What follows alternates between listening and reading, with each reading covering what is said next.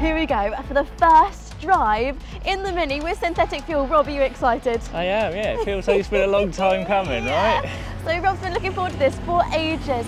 He is the reason we've got P1 fuel at Bridge Classic Cars.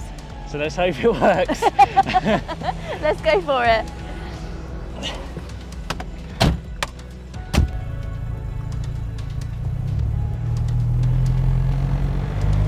P1! Woohoo!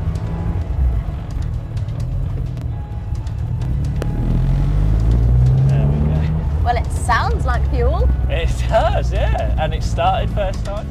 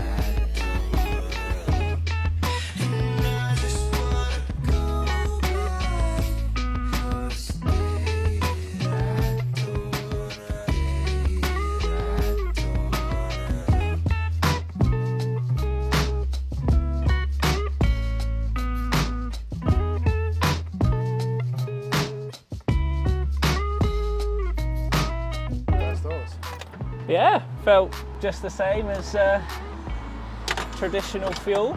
No drama. No drama at all. Cool.